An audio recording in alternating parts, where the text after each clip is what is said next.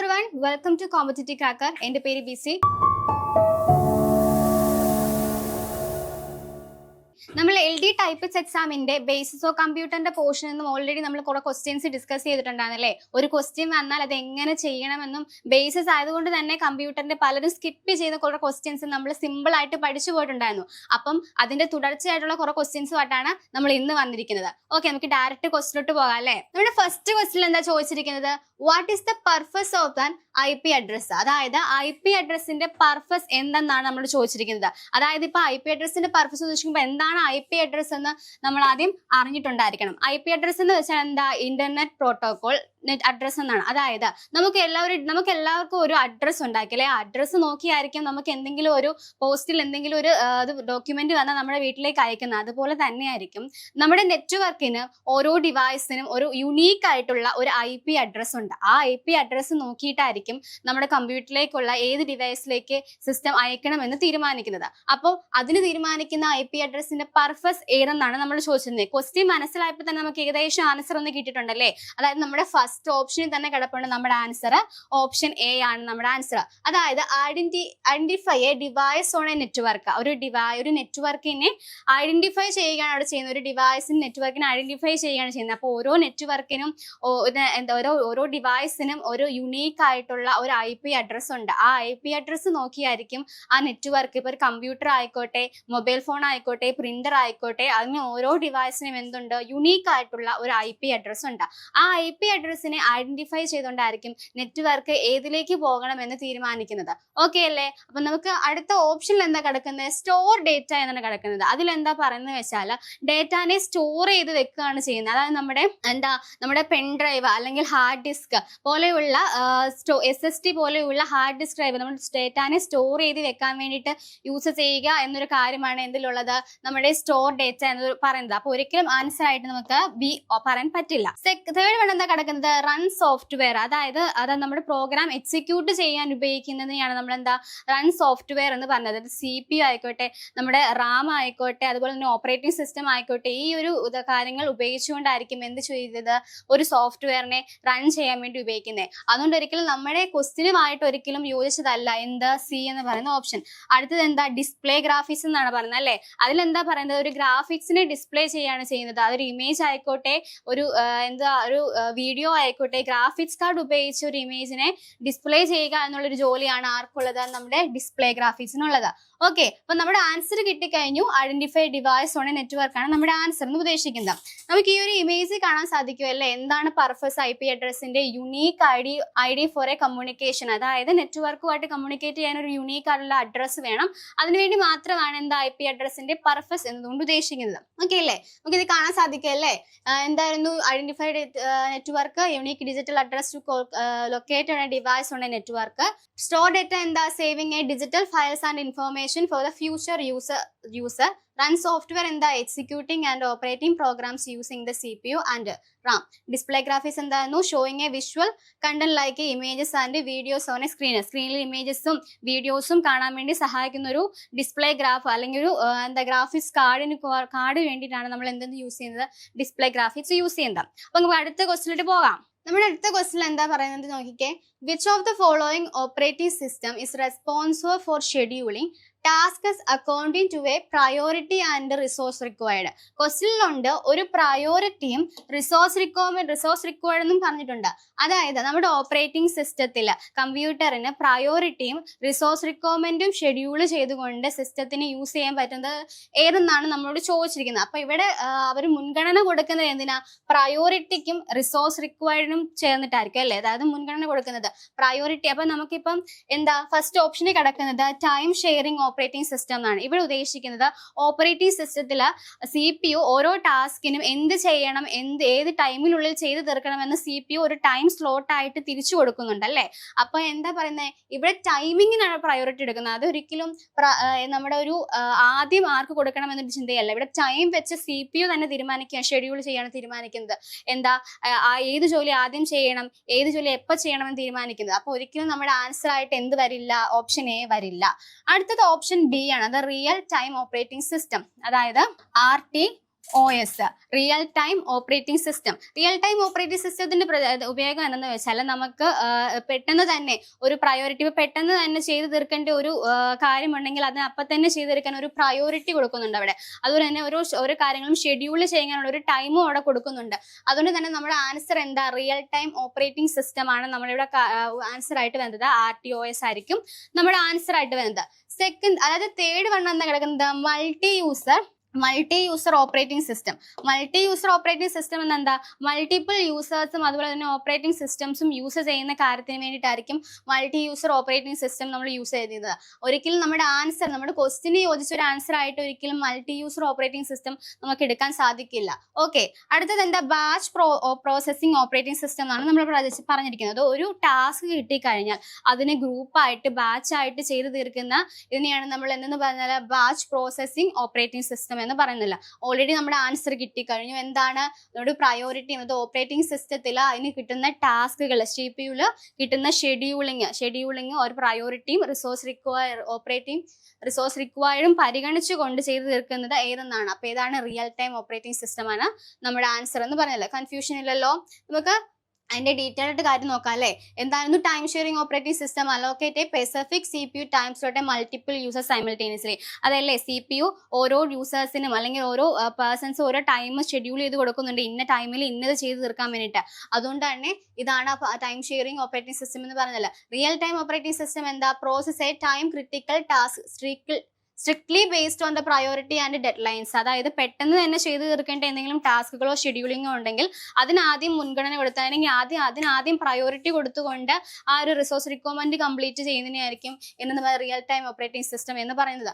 അടുത്തെന്താ? Multi user operating system. Multiple യൂസേഴ്സിന് ഒരേ സമയത്ത് തന്നെ കയറി സാധിക്കും. നമ്മൾ ക്രോമിലൊക്കെ ആണെങ്കിലും ഒരാളല്ല ആദ്യം കയറുന്നത് അല്ലേ. നമുക്കൊരു റിസൾട്ട് വന്നപ്പോൾ നമ്മൾ ഒരാൾ മാത്രമാണ് കയറുന്നത്, അല്ല, മൾട്ടിപ്പിൾ യൂസേഴ്സിന് അവിടെ കയറാൻ സാധിക്കുന്നുണ്ട്. അതുകൊണ്ട് തന്നെ നമ്മുടെ ആൻസർ ഒരിക്കലും ഇതായിട്ട് വരില്ല. അടുത്ത ബാച്ച് പ്രോസസിംഗ് ഓപ്പറേറ്റിംഗ് സിസ്റ്റം. അതെന്താ പറഞ്ഞാൽ group similar offline jobs into the batches and execute them sequentially. അതായത് ഒരു പ്രോഗ്രാം എക്സിക്യൂട്ട് ചെയ്യേണ്ട ടൈം കിട്ടിക്കഴിഞ്ഞാൽ അത് ഗ്രൂപ്പായിട്ട് ബാച്ച് ചെയ്യുന്നതിനെയാണ് എന്ന് പറഞ്ഞാൽ ബാച്ച് പ്രോസസിംഗ് ഓപ്പറേറ്റിംഗ് സിസ്റ്റം എന്ന് ഉദ്ദേശിക്കുന്നത്. ഓക്കെ, നമുക്ക് അടുത്ത ക്വസ്റ്റിലോട്ട് പോകാവേ. അടുത്ത ക്വസ്റ്റിൽ എന്താ പറയുന്നത്?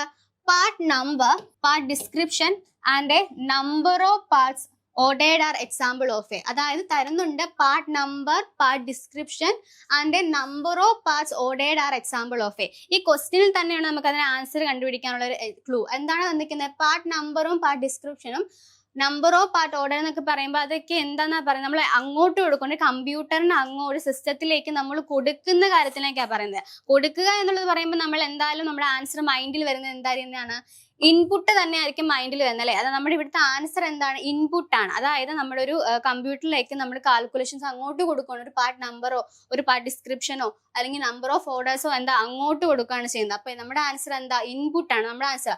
അപ്പൊ എന്തായിരിക്കും കൺട്രോൾ എന്നൂടെ നമുക്ക് പറഞ്ഞു പോകാം അല്ലെ. കൺട്രോൾ എന്ന് പറഞ്ഞാൽ എന്താ? ഒരു സിസ്റ്റത്തിനെ കൺട്രോൾ ചെയ്യുക എന്നുള്ളതായിരിക്കും. ഒരു മോണിറ്ററിനെ കൺട്രോൾ ചെയ്യുക അല്ലെങ്കിൽ അതിനെ കൺട്രോൾ ചെയ്യുക എന്നുള്ള ജോലിയാണ് എന്തിനുള്ളത്? കൺട്രോൾ എന്നതിനെ കൊണ്ട് ഉദ്ദേശിക്കുന്നത്. ഒരിക്കലും നമ്മുടെ ആൻസർ ആയിട്ട് കൺട്രോൾ വരില്ല.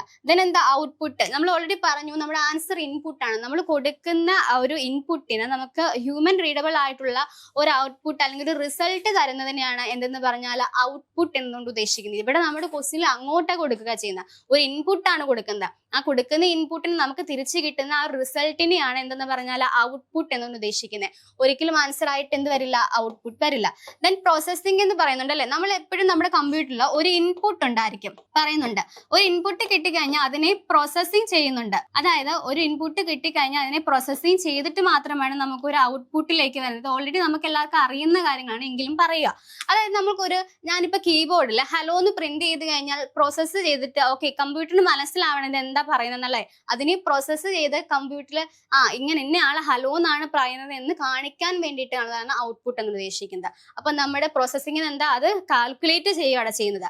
ഓക്കെ, അപ്പൊ ഒരിക്കലും ആൻസർ ആയിട്ട് പ്രോസസ്സിംഗ് വരില്ല. ഓൾറെഡി നമ്മുടെ ആൻസർ കിട്ടിക്കഴിഞ്ഞു. എന്താണ് നമ്മുടെ ആൻസർ? ഇൻപുട്ട് ആണ് നമ്മുടെ ആൻസർ എന്ന് ഉദ്ദേശിക്കുന്നത്. ഓക്കെ, നമുക്ക് അതിന് ഡീറ്റെയിൽ ആയിട്ട് വിഷയം കാണാൻ നമുക്കൊരു ഇമേജ് കാണാൻ സാധിക്കും. ഒരു പാർട്ട് നമ്പർ, അതൊരു ഇൻപുട്ട് അവിടെ കൊടുക്കുകയാണ്, ഡിസ്ക്രിപ്ഷൻ കൊടുക്കുകയാണ്, അവിടെ നമ്പർ ഓഫ് ഓർഡേഴ്സ് കൊടുക്കുകയാണ്. അവിടെ നമ്മുടെ കമ്പ്യൂട്ടറിലേക്ക് നമ്മളൊരു ബില്ല്, നമ്മളൊരു ഷോപ്പിംഗ് മോളിൽ കയറി കഴിഞ്ഞ് കഴിഞ്ഞാൽ നമ്മൾ നമ്പേഴ്സ് അങ്ങോട്ട് കൊടുക്കാനുള്ള, എനിക്ക് ഇന്നതൊക്കെ മേടിച്ചു, എന്ത് കാര്യങ്ങളൊക്കെ എടുത്തു, അതിനെല്ലാം കൊടുത്തു നമ്മൾ അങ്ങോട്ട് കൊടുക്കുകയാണ് ചെയ്യുന്നത്. അതുവഴി കാൽക്കുലേഷൻ ചെയ്തത് ഒരു പ്രോസസ്സിംഗ് നടത്തിയിട്ട് ഔട്ട്പുട്ട് ആയിട്ട് അതിന്റെ റിസൾട്ട് ആയിട്ട് എന്തൊരു നമുക്കൊരു ബില്ല് അടിച്ചു തരും. അത്രേ ഉള്ളൂ നമ്മുടെ ആൻസർ എന്ന് ഉദ്ദേശിക്കുന്നത്. ഓക്കെ, ഇതിൽ കാണാൻ സാധിക്കുമല്ലോ നമുക്ക്. ഇനി ഇത് നമുക്ക് വീണ്ടും വീണ്ടും വീണ്ടും പറഞ്ഞ് തീർക്കുന്നില്ല. നമുക്ക് അടുത്ത ക്വസ്റ്റ്യൻ പോവാം. അടുത്ത ക്വസ്റ്റ്യൻ എന്താ പറയുന്നത്? The processing of a turning on the computer after has been powered off is called. After has been powered off a called എന്ന്, അതായത് നമ്മുടെ കമ്പ്യൂട്ടർ ഓൺ ആക്കി കഴിഞ്ഞു. നമ്മുടെ കമ്പ്യൂട്ടർ ഓൺ ആക്കി കഴിഞ്ഞതിന് ശേഷം പിന്നീട് അതിനെ റീസ്റ്റാർട്ട് ചെയ്യുന്നത് ഏതെന്നാണ് നമ്മൾ ചോദിച്ചിരിക്കുന്നത് അല്ലേ?